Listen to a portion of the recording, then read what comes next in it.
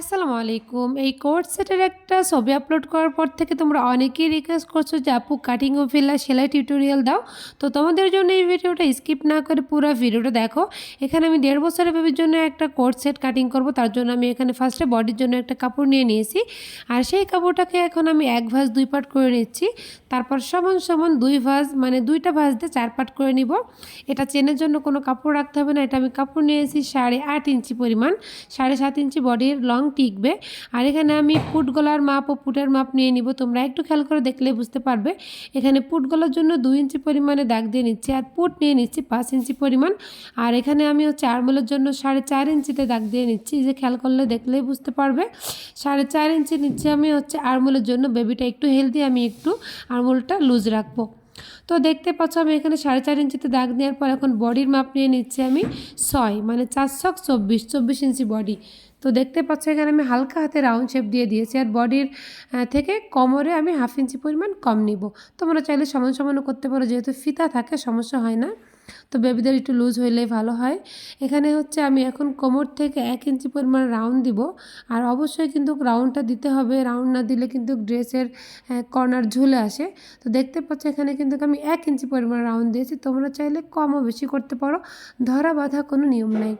আর এখানে আমি 1/2 ইঞ্চি পরিমাণ পুট ডাউন দিয়ে দিয়েছি। সব ড্রেসের ক্ষেত্রে কিন্তু এটা অবশ্যই করণীয়, অবশ্যই করতে হবে, না হলে কিন্তু ফিটিংসটা অত বেশি সুন্দর হয় না। তো এখন আমি মেজারমেন্ট অনুযায়ী কাটিং করে নেব। আর তোমাদেরকে রিকোয়েস্ট করব, তোমরা যারা আমার rakhiboutiques.com এই পেজের ভিডিও দেখো, এখন আমার পেজটি ফলো করোনি, ভালোবেসে পেজটি ফলো করে দিও। লাইক কমেন্ট শেয়ার করতে ভুলো না কিন্তু। অবশ্যই ভালোবেসে ভিডিও তাতে একটা লাইক করে দিবা, একটা কমেন্ট করে দিবা এবং একটা শেয়ার করে দিবা। নতুন নতুন বন্ধুদের দেখার সুযোগ করে দিবা। তো এখানে আমি সামনের পাট পেছন পাট আলাদা করে নিয়েছি। এখানে আমি পেছন পাটের জন্য বাঁকা করে 2.5 ইঞ্চিতে দাগ দিয়ে নিয়েছি। তারপর বক্স করে হালকা হাতে রাউন্ড শেপ দিয়ে নিয়েছি। পেছন গলা খুব বেশি বড় করব না, তাই তোমরা যদি বড় করতে চাও বড় করতে পারো। তো এখন আমি পেছন পাট গলা কাটিং করার পর এখন আমি সামনের পাটটা নিয়ে নিব। আর সামনের পাটটাতে একটু ঝামেলা, যেটা কোট সেটের যেই পটিটা হয় সেটা এই যে নর্মাল যে মাপ ছিল সেই মাপ থেকে কিন্তু আরও একটু 1 ইঞ্চি ভিতর থেকে কাটতে হবে। এখানে পটির মাপ ছিল 1 ইঞ্চি 2 সুতা। তো সেখান থেকে কিন্তু কেজি আমি 1 ইঞ্চি পরিমাণ বাদ দিচ্ছি। আর 2 সুতা সেলাইয়ের সময় চলে যাবে। 1 ইঞ্চি পরিমাণ বাদ দিয়ে ওখান থেকে নিয়ে আমি 5.5 ইঞ্চিতে এই যে আমি গলার মানে রাউন্ড শেপটা 5.5 ইঞ্চি থেকে যেভাবে করে দিলাম। এটা কম বেশি হইলে কোনো সমস্যা হয় না, এটা একটার উপরে একটা উঠে যায়, তো এটা সমস্যা হয় না। তো এটা তোমরা জাস্ট আনুমানিক মানে দেখলে এখানে বুঝতে পারবে যে আসলে কীভাবে গলাটা কাটিং করা হয়। 1 ইঞ্চি কিন্তু ফেলে দিয়েছি, পেছন পাটের থেকে আরও বেশি 1 ইঞ্চি করে বাড়তি করে তারপরে কিন্তু কাটিং করা হয়েছে।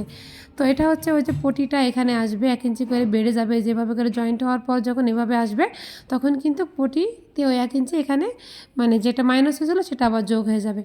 তো এখানে দেখতে পাচ্ছ নিচের কুচির জন্য এখানে আমি 13.5 ইঞ্চি পরিমাণ কাপড় নিয়ে নিয়েছি। 12.5 ইঞ্চি পরিমাণ টিকবে। আর এটা তোমাদের লং অনুযায়ী যতটুকু প্রয়োজন তোমরা নেবা। এটা এত বেশি আমার এটা যে তোমাদের করতে হবে এমন কোনো কথা নয়।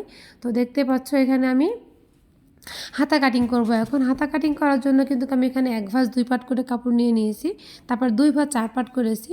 আর এটা খোলা অংশ নিচের দিকে রেখে বন্ধ অংশগুলো উপরের দিকে রেখেছি। আর এটা 13 ইঞ্চি পরিমাণ লম্বা নিয়েছি, 11 ইঞ্চি টিকবে। আর এভাবে করে এখান থেকে 2.5 ইঞ্চি বা 2 ইঞ্চিতে এভাবে করে রাউন্ড শেপ দিয়ে দিতে পারো, কোনো সমস্যা হয় না কম বেশি হইলে। আর এখানে আমি মুহুরিতে এলাস্টিক ব্যবহার করব, তাই একটু বেশি রাখলাম। আর তালপাট ছাটে দিচ্ছি, যেভাবে সবসময় তালপাট কাটিং করে থাকি। আর সোজা দিকগুলো আমি মার্ক করে রাখছি, যেহেতু এক কালারের কাপড় এই কারণে। তো এখন আমার কিন্তু কাটিং করা হয়ে গেছে। এখন আমি মেশিনে চলে আসছি। আর সর্বপ্রথম পেছন গলা আমি পাইপিং করে নিচ্ছি। পাইপিং করার জন্য আমি মানে যেটা উল্টা পার্ট, সে উল্টা পার্টে ফার্স্টে এইভাবে করে পাইপিংটা জয়েন করে নিচ্ছি। আর এটা যেহেতু এক কালারের কাপড়, উল্টা সোজা এটা কোনো সমস্যা হবে না, যে কোনো এক পাশে করলেই করতে পারো। তারপর সোজা সাইডে এভাবে এনে 2টা ভাঁজ, ফার্স্টে 1 ভাঁজ দিয়ে আরও 1 ভাঁজ দিয়ে ফিনিশিং করে পাকা করে এভাবে করে পাইপিংটা সেলাই করে যেতে হবে। আর পাইপিং করার সময় খেয়াল রাখতে হবে পাইপিংয়ের সেলাইটা যেন এক বরাবর পড়ে। এটা আপ ডাউন হইলে কিন্তু দেখতে খুবই বিশ্রী লাগে। তো আমার পেছন পাটের পাইপিং করা হয়ে গিয়েছে। আর এটা কিন্তু নর্মাল ফ্রক থেকে সমস্যাটা শুধুমাত্র কট সেটের মানে সামনের যে পটিটা ওইটাতেই। তো এটার জন্য আমি একটা পার্ট সামনে থেকে ফেড়ে নিয়েছি, যেহেতু সামনে বরাবর পুরোটাই ফাড়া হবে। ফেড়ে নিয়ে যে আলাদা আলাদা কুচি করে নিচ্ছি। এই পাটের মানে বডির এই পাশের সঙ্গে অর্ধেকটা ওর ওই পাশের সঙ্গে অর্ধেকটা এভাবে করে কুচি লাগিয়ে নিব। তো দেখতে পাচ্ছ কুচি আমি বডির সঙ্গে ধরে দেখতেছি আমার কতটুকু মানে প্রয়োজন, আমি অতটুকু পরিমাণ কিন্তু অ্যাডজাস্ট করে নিয়েছি। নিয়ে এখন আমি বডির সঙ্গে বডি সোজা রেখে বডির উপরে তারপর কুচির কাপড়টা রেখে কিন্তু এভাবে করে কুচিটা অ্যাটাচ করে নিচ্ছি। তোমরাও কিন্তু এভাবে করলে করতে পারো। তোমরা যদি চাও যে তোমরা হাতে বড় বড়কের কুচি দিবে সেটাও তোমরা করতে পারো, এটা তোমাদের পছন্দ অনুযায়ী তোমরা করবে। আমি এভাবে করি আর কি। তো তারপর হচ্ছে সেই প্লেটটা যেটা আমি 3 ইঞ্চি পরিমাণ কাপড় ভাঁজতে রেখেছিলাম ডাবল করে, সেটাকে এখন এই যেভাবে করে 2 সুতা পরিমাণ রেখে কিন্তু ঘুরিয়ে ঘুরিয়ে সেলাই করে নিচ্ছি। সেলাই করার সময় কিন্তু কোনো পাটি টানা যাবে না, নর্মাল রাখতে হবে 2টা পাটি।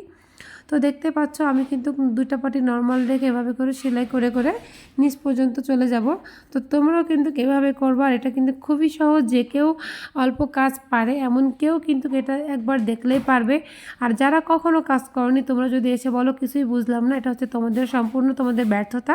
কারণ এখানে যারা কাজ জানে না তাদের কাছে এটা মাথার উপর দিয়ে যাবে, ঠিক আছে। তো এখন আমি ভিতরের দিকে দিয়ে দিয়ে কিন্তু এভাবে করে চাপ সেলাই দিয়ে নিব। ভেতরে যে বাড়তি অংশ আছে সেটা ভেতরের দিকে দিব, দিয়ে এভাবে করে পুরোটা ঘুরিয়ে কিন্তু চাপ সেলাই দিয়ে নিব। অনেক কাপড় আছে যারা কখনো সেলাই কাজ করেনি, তারা এসে ভিডিও দেখে অনেক সময় কমেন্ট করে যে কিছুই বুঝলাম না, মাথার উপর দিয়ে গেল। তো আমার হাসি পায়, যে কখনো এই কাজ করেনি তার তো মাথার উপর দিয়ে যাবে, তাই না বোন বলো? আর যারা টুকিটাকি কাজ পারে তারা তো অবশ্যই একটুখানি দেখলেই আইডিয়া পেয়ে যাবে।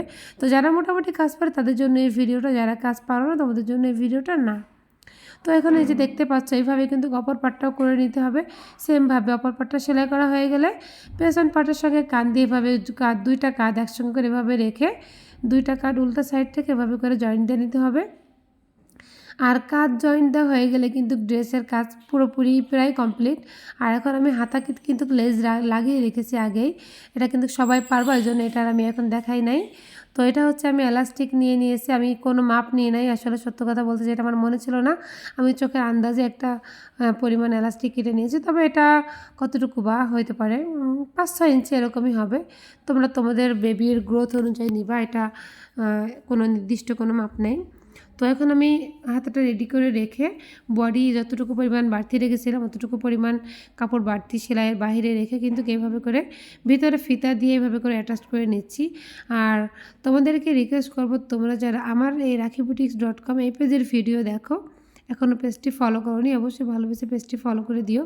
আর এইভাবে করে জামাটা উল্টা রেখে হাতাটা সোজা রেখে ভেতর থেকে এভাবে হাতাটা এখানে নিচের সেলাই, আরমোলের সেলাই আর বডির সেলাই দুটো অ্যাডজাস্ট করে এইভাবে করে ঘুরিয়ে ঘুরিয়ে সেলাই দেবো। আর উপরে কিন্তু আমি কাঁধ বরাবর যে সেলাইটা আছে তার এপাশ ওপাশ করে 3-4টা কুচি দিয়ে দিব। হ্যাঁ, কারণ এখানে আমি কাপড়টা বাড়তি রেখেছিলাম, 2-3টা কুচি হবে, সেই অনুযায়ী কাপড়টা রাখা ছিল।